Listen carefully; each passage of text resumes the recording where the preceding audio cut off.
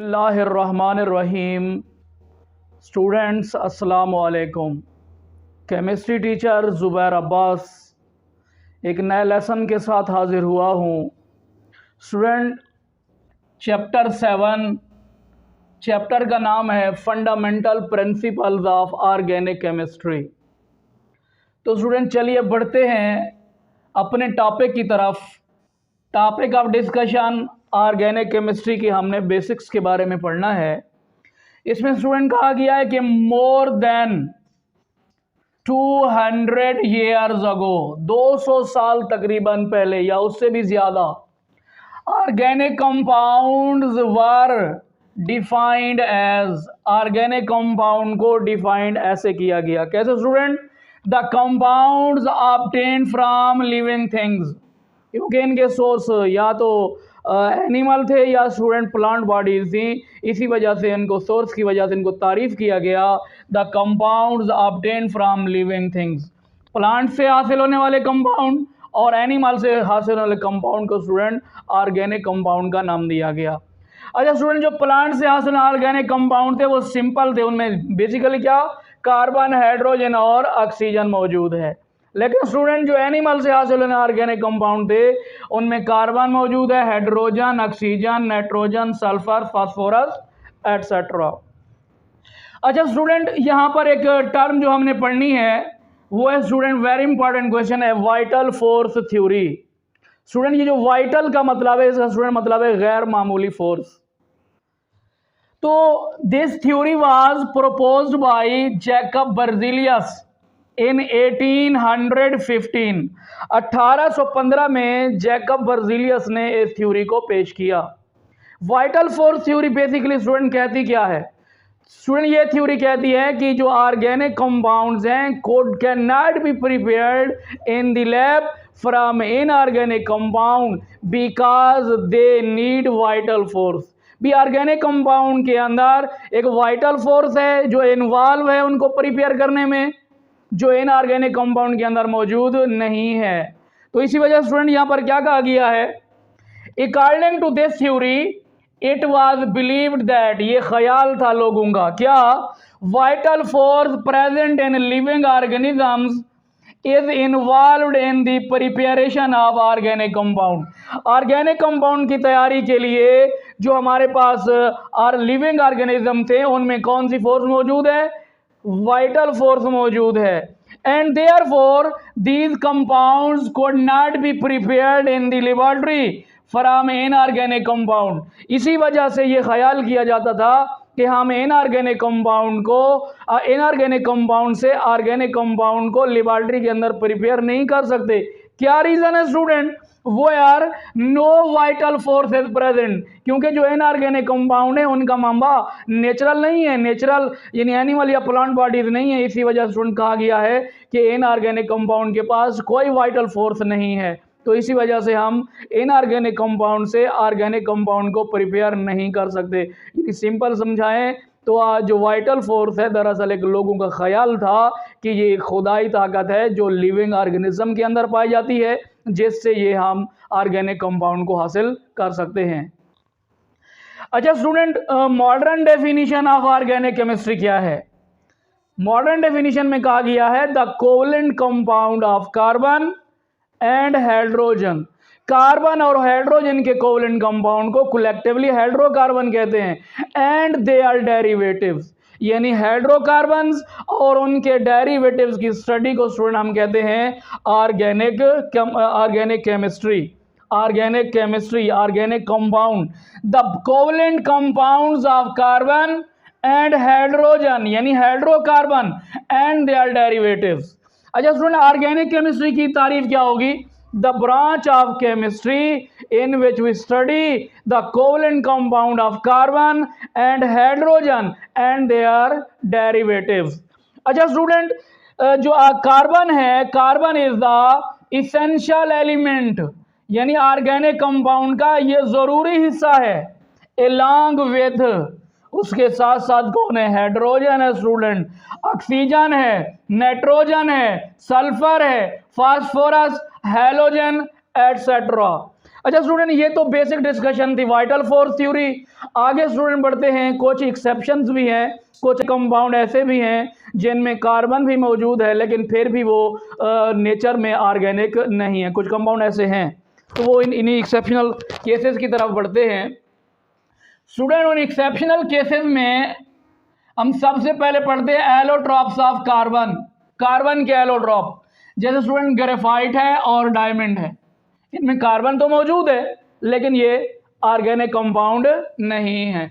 इसी तरह student CO2 है, कार्बन मोनो है, H2CO3 है, सोडियम बाइकार्बोनेट है, कैल्शियम कार्बोनेट है, साइनाइड्स वगैरह हैं। ये क्या है student, are inorganic in nature. ये वाले जितने भी कंपाउंड हैं ये कार्बन के होने के बावजूद फिर भी नेचर में इनऑर्गेनिक है, ऑर्गेनिक नहीं है।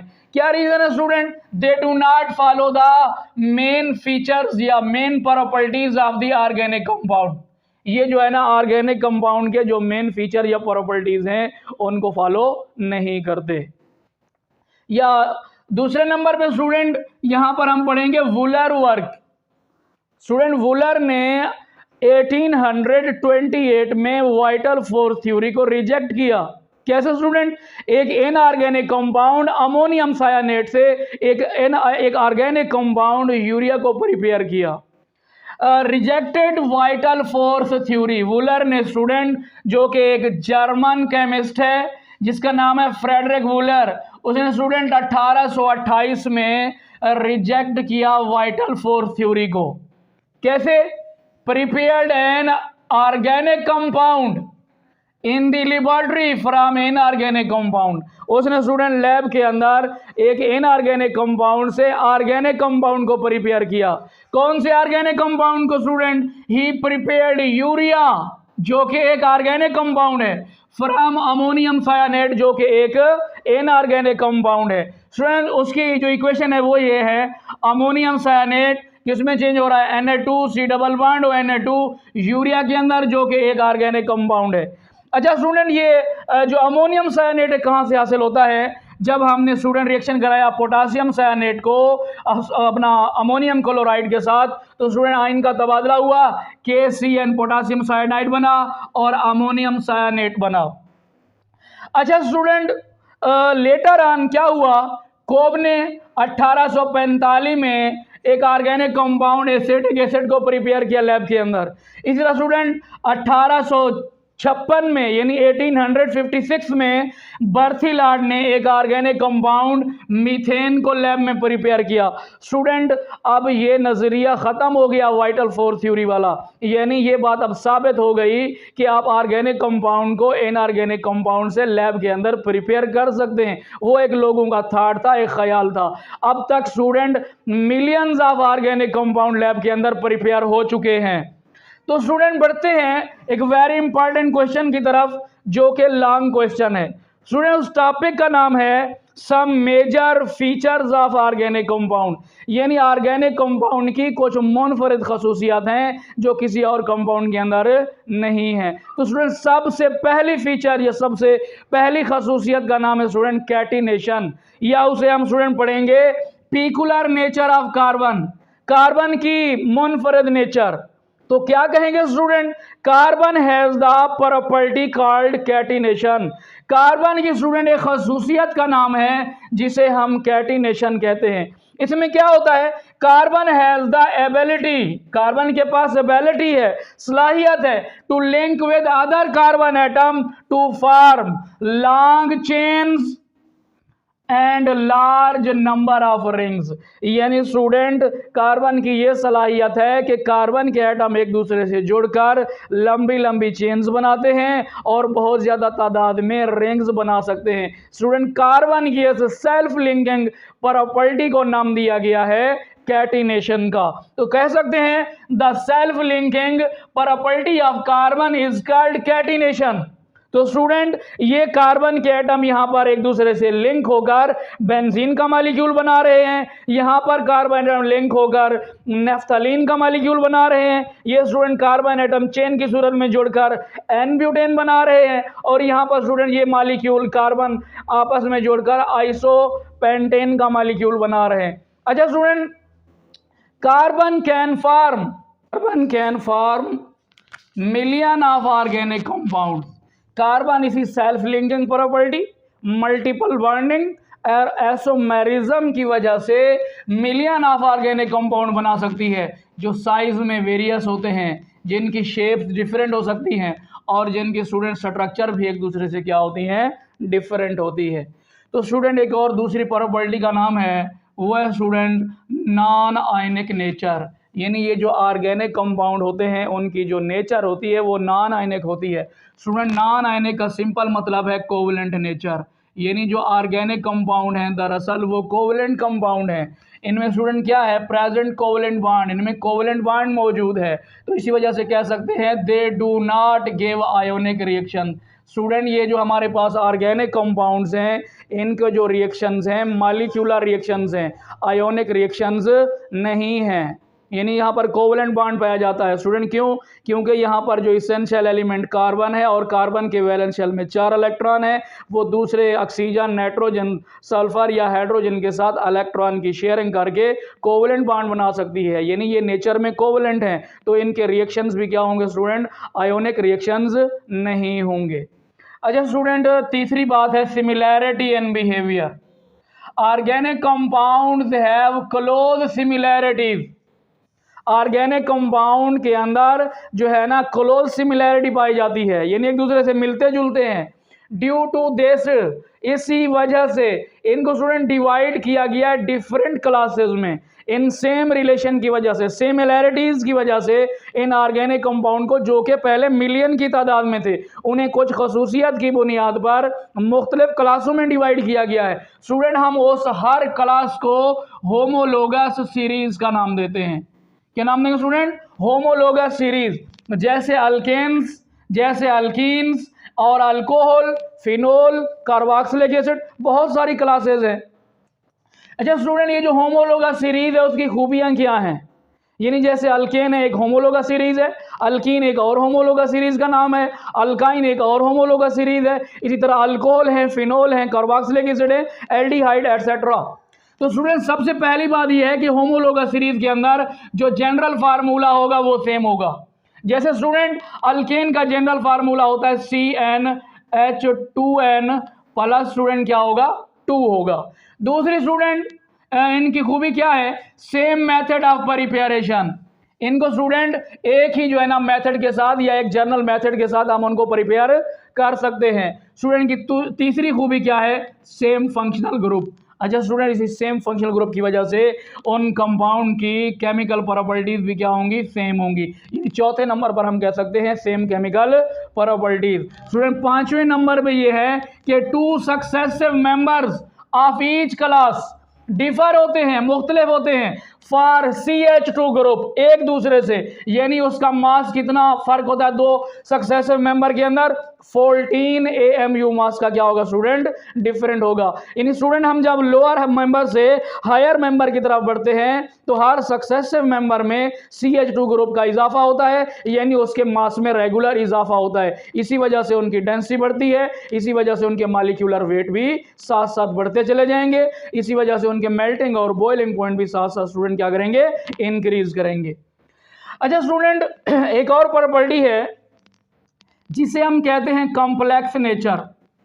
यानी ऑर्गेनिक कंपाउंड की स्ट्रक्चर कॉम्प्लेक्स हैं या उनके रिएक्शन कॉम्प्लेक्स हैं।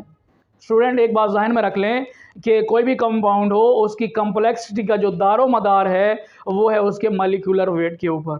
मॉलिक्यूलर वेट डिपेंड करता है नंबर ऑफ एटम्स के ऊपर। नंबर ऑफ एटम बढ़ेंगे तो मॉलिक्यूलर वेट बढ़ेगा, मॉलिक्यूलर वेट बढ़ेगा तो मॉलिक्यूल की स्ट्रक्चर और मॉलिक्यूल के जो रिएक्शंस हैं वो कॉम्प्लेक्स हो जाएंगे। जैसे स्टूडेंट हमारे पास स्टार्च है, इसी तरह हमारे पास स्टूडेंट प्रोटीन्स हैं। ऑर्गेनिक कंपाउंड यूजुअली लार्ज होते हैं and high molecular weight and have complex structure. अब लार्ज बड़े होने की वजह से या हाई मॉलिक्यूलर वेट की वजह से उनकी स्ट्रक्चर क्या हो जाती है स्टूडेंट, कॉम्प्लेक्स हो जाती है। तो यहाँ पर स्टूडेंट हमें मिसाल पढ़नी है स्टार्च। स्टार्च जिसका फार्मूला यहाँ पर लिखा गया है C6H10O5 ये जो स्टूडेंट हमारे पास N है ये सेवरल थाउजेंड हो सकता है। इसी तरह स्टूडेंट जो हमारे पास प्रोटीन्स हैं वेरी कॉम्प्लेक्स मॉलिक्यूल्स हैं, वेरी कॉम्प्लेक्स कंपाउंड हैं, उनके मॉलिक्यूलर मास स्टूडेंट कहाँ से कहाँ तक होते हैं, from few thousand to millions, यानी मिलियंस की जो है ना उनके मास हो सकते हैं, यानी उनके मास बहुत ज़्यादा हैं। इसी वजह से स्टूडेंट जो प्रोटीन है उनके स्ट्रक्चर और उनके जो रिएक्शंस हैं वेरी कॉम्प्लेक्स होते हैं। और आखिरी यहाँ पर जो स्टूडेंट हमारे पास एक और प्रॉपर्टी है जिसे हम कहते हैं आइसोमेरिज्म।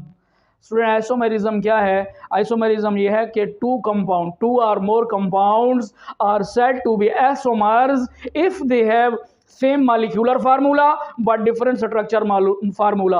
अगर स्टूडेंट कंपाउंड्स एक से ज़्यादा हों, उनके मॉलिक्यूलर फार्मूले एक जैसे हों, स्ट्रक्चर फार्मूले डिफरेंट हों, ऐसे कंपाउंड को स्टूडेंट हम क्या कहते हैं? आइसोमर्स कहते हैं। और इस प्रॉपर्टी को, इस फिनोमेना को आइसोमेरिज्म कहते हैं। ये स्टूडेंट ऑर्गेनिक कंपाउंड का एक कॉमन फिनोमेना है। जैसे कॉमन फिनोमेना, कॉमन प्रॉपर्टी है किसकी स्टूडेंट?